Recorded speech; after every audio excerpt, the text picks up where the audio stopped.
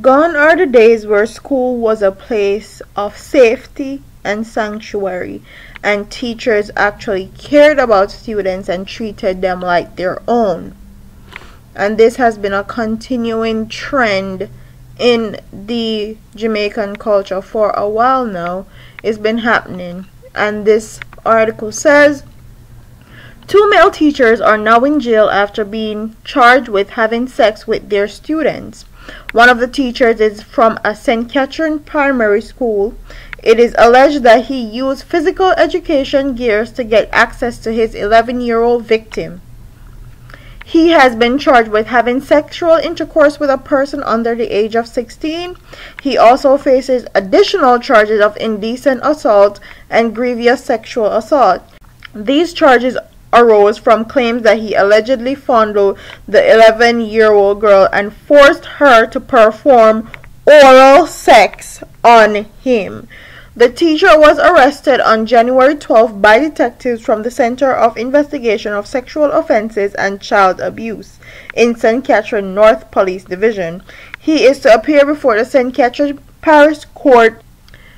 Meanwhile, the other teacher who taught at the St. Thomas Base High School will be hauled before the St. Thomas Parish Court on January 24th.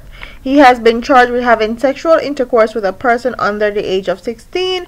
Reports are that he convinced his student to have sex with him.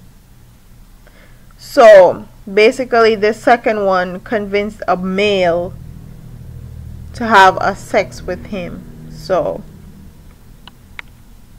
this is not shocking to me at all, because I feel like people of authority in Jamaica get away with a lot of things.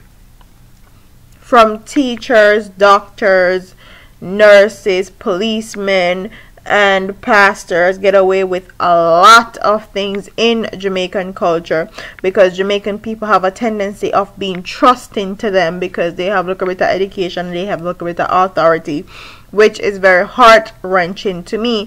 And the fact that they're withholding their names is something else that does not sit well with me, because I feel like Jamaica needs to have a program in place where they actually have a list of everybody that has been charged with sexually assaulting a minor, just like this lady right here that boxed the girl. She should have been charged with assault of a minor. If you put your hands on a child or sexually assault a child, you need to be on a list so people can be aware and people can actually protect their kids and keep them safe.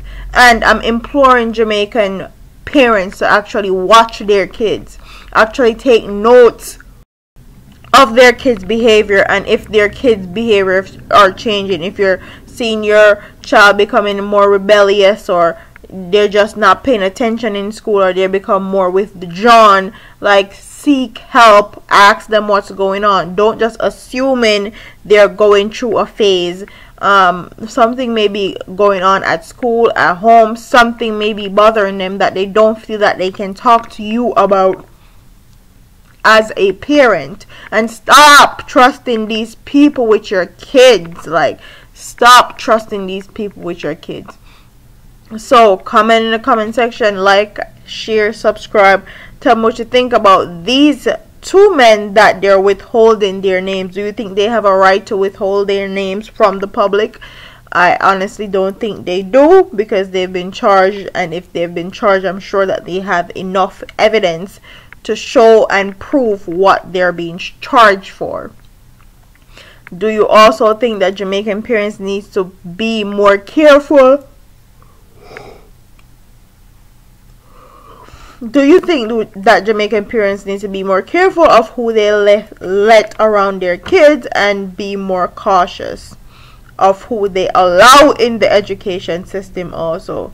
I feel like background checks need to start being done on these teachers, and a lot more needs to be going into hiring teachers in Jamaica. So that's my whole commentary on it. Don't forget to like, comment, share, and subscribe to your girl here on YouTube. I'm part of here, man. Deuces.